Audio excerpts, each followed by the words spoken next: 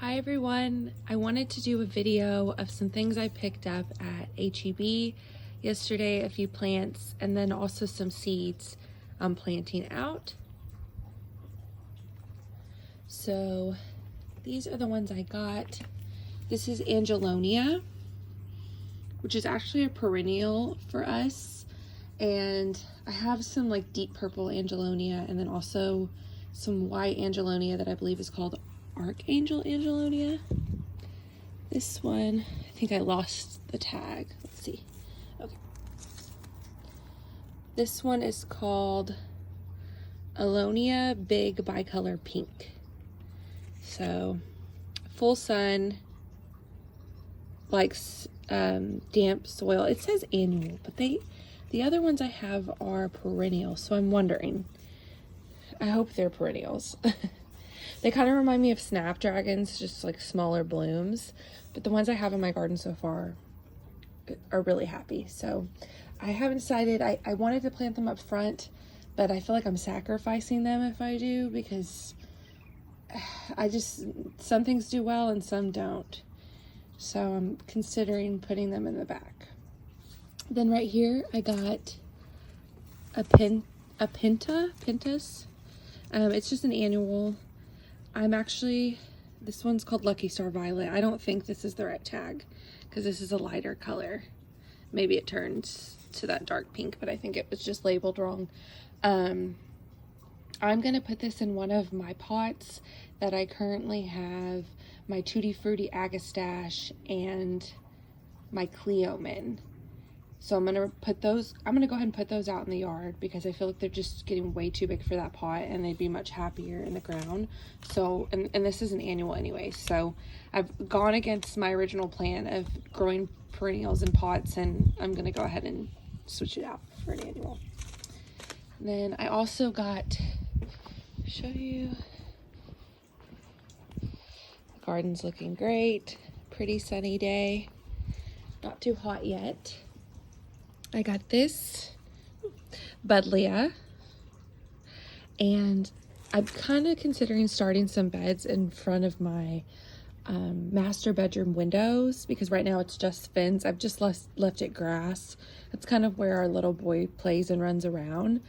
But I would like some plants along the edge at least, not as big of a garden bed as I have on the other side of the backyard. And I believe this is a Buddleia that gets pretty tall. This one is called Buddleia Butterfly Bush Chrysalis Mix. It doesn't say how tall it gets. I want to say that this Buddleia gets pretty tall. I need something that gets probably at least 3-4 feet. Some Buddleias get way taller than that, but that's what I would like right there. Then I've been harvesting my cabbage and I'm pulling out the last 2 heads today. And in their place, I'm going to go ahead and put some peppers. So this is a jalapeno pepper. And then this is what's this one called? Pepper candy cane chocolate cherry. Interesting. It's a lot of adjectives and nouns for that, but pepper candy cane chocolate candy. I wonder if that has anything to do with the taste, or like the leaves are kind of variegated. I'm not sure if this turns a darker color. I do have like a dark purple pepper that kind of honestly looks like a little mini eggplant, so maybe that's why it has that name. And then finally I'll show you guys some seeds I'm putting out. So I do have a lot of annuals growing from seed that I had already put out. So I have my Cosmos, as you know. I have zinnias. And what I'm trying to do is succession sow. So I kind of have blooms coming up throughout the summer and the fall, because we get flower blooms all the way into the fall in zone 9A. So I'll show you the flowers. I got these asters from Baker Creek Heirloom Seeds. I love the salmon color. I'm starting to buy more of that color to put in my garden.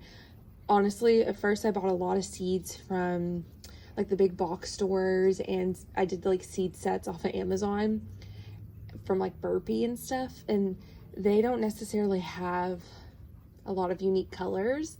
Not to say that I don't like the bright pinks and the purples and things like that, but if I have a preference, it's this color. So now that I've been getting into growing flowers from seed a lot more, I've been doing my research and looking to build more of like a color story.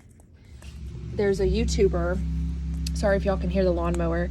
There's a YouTuber on here called Sullivan in the Garden, and she builds color stories for her beds. So she picks out flowers and seeds ahead of time, kind of puts them together on like a photo board, a collage board online to see how they will all look together, and then she grows them. So that's what I'm trying to do. And I know that's probably more of a next year thing, is planning out my garden just a little bit better.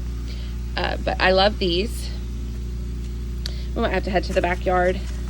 Let me take you with me. I think someone's power washing. Yeah. Okay. I don't know why I keep losing focus, but just take you back here. A little bit quieter. Okay.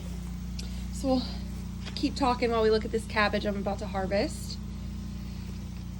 Anyways, the next ones I'm planting are the Rudbeckia Sahara, and I put some of these in the front already. Like I said, the front I feel like is like I'm sacrificing these seeds a little bit and sacrificing these plants because I just don't know if they're going to do well there.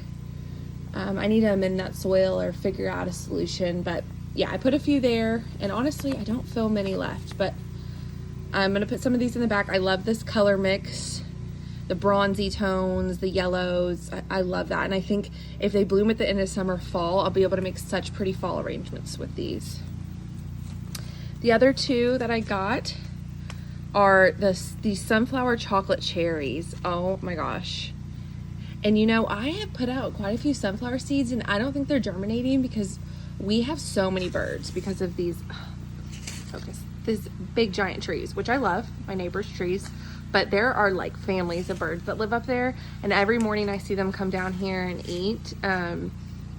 And they leave most of my seeds alone. Most of them germinate, but for some reason none of the sunflowers are germinating. So I'm kind of considering starting some of these maybe in inside, I don't know, or if wherever I put them, I might go ahead and put one of my little waste baskets over to keep the birds off of them, to let them germinate. I think that's what I might do because I have quite a few of them right now that I'm not using. I did put some of, oh no, this is a different one. This is a burpee one I picked up at Target. It's a Chianti hybrid, and I love that like plummy red color. That is so maroon plum. That is so beautiful. And I'm just thinking, oh my gosh, if these Rudbeckias and sunflowers come up at the same time, it's gonna be so beautiful. Then I did get some like herbs and veggies seeds as well. This is mammoth dill. I'm actually growing this for the pollinators. I probably won't harvest much of it, so I'm gonna go ahead and put it out instead of in my veggie beds, in my main beds, because I like that that flower shape. I think it's called like a, not umbrella, but something similar to that word. So it's basically like an umbrella type shape, and pollinators like to land on top of those and feed. And one of my other favorite YouTubers, I love to mention all the YouTubers I watch, because if you guys like want more inspiration, or you're wondering where I'm getting a lot of my ideas from, it's from other YouTubers. And Joe's Texas Garden, we're in the same zone in Houston. She grows these throughout her garden along with like fennel and other things. And it just gives like an airy look, a very cottage garden look. Plus it's good for the pollinators. So that's why I'm planting these. And then, oh, let me stand up. In the spot along with the peppers, it keeps coming out of focus. I think it's because it's so sunny. Along with the peppers, I'm gonna plant these Bush Blue Lake green beans. So I have some green beans my neighbor gave me, and they're doing okay. I thought they were squash, so I put them on a trellis, but they're not even the kind of beans that need one. So these are similar. They grow as a bush, and I think they'll be perfect in that spot. We eat a lot of green beans, so I'm trying to make sure I'm growing something constantly, and I don't want to leave empty spots in my garden bed. So I'm not trying to just do a summer harvest. I'm planning to do some kind of harvest all year long, especially because we live in such a warmer climate that we don't have very cold winters usually. Okay, so I'm gonna start planting those things, and I may do an update video on like where I put everything. But thanks for watching. If I don't, I'll see you guys later.